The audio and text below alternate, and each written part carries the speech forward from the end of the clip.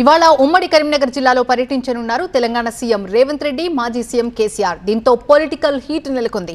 కేసీఆర్ సభలో గులాబీ కండువా కప్పుకోబోతున్నారు మాజీ మంత్రి జీవన్ రెడ్డి. ఈ సందర్భంగా కొన్ని విమర్శలు గుప్పించారు ఎమ్మెల్యే సంజయ్.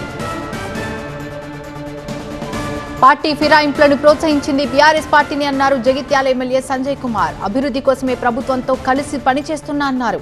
కాంగ్రెస్ అవకాశం ఇస్తే 2028లో పోటీ చేస్తానన్నారు. మరింత సమాచారం మా సీనియర్ కరెస్పాండెంట్ సంపత్ అందిస్తారు.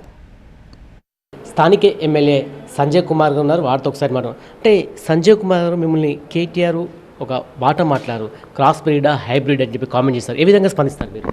దానిపైన నిన్న కూడా మాట్లాడడం జరిగింది.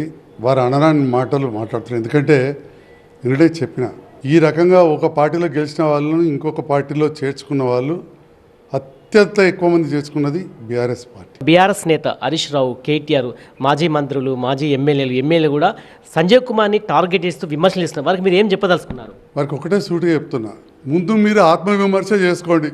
ఈ రోజు నేను ప్రభుత్వంతో కలిసి పనిచేస్తున్నా, గతంలో మాతో కలిసి పనిచేయండి, మాతో విలీనం కాండి అని చెప్పి మీరు ఎన్ని పార్టీలలో నుంచి ఇతర ఎమ్మెల్యేలు తీసుకుని ఆత్మవిమర్శ చేసుకొని అటెన్గా నన్ను విమర్శించండి అని చెప్తున్నాను. మీరు కాంగ్రెస్లో ఉన్నట్ట లేదంటే బీఆర్ఎస్లో ఉన్నట్టు అసలు ఏంది మీ ఉద్దేశం మీద ఒకసారి ప్రజలకు చెప్పదలుచుకున్నారా? ఇప్పుడు ఆ విషయం కోర్టు పరిధిలో ఉన్నది. ఇప్పటికి కూడా నేను చెప్పిన రాజీనామా చేయలేదు, ఇక్కడ సభ్యత్వం తీసుకోలేదని చెప్పిన కట్టుబడి ఉన్న. దీనిపైన ఒక మాట మాట్లాడారు ఎవరు, కేటీఆర్ గారు. మరి వారు అన్న మాటకు నిన్న జవాబు కూడా చెప్పిన, అది వాళ్ళకి ఇంకా పెద్దగా వర్తిస్తుంది. ఎందుకంటే ఈ రకంగా వివిధ పార్టీలో ఉన్న వాళ్ళని టీఆర్ఎస్ పార్టీలో చేర్చుకొని మంత్రి పదవి కూడా ఇచ్చారు. అంటే జగిత్యాల జరుగుతున్న బీఆర్ఎస్ సభతో కాంగ్రెస్ పతనం మొదలైందని చెప్పి వాళ్ళు చెప్తున్నారు. జగిత్యాల జరిగే సభలో పట్టేది 12,000 మంది ఆ గ్రౌండ్లో.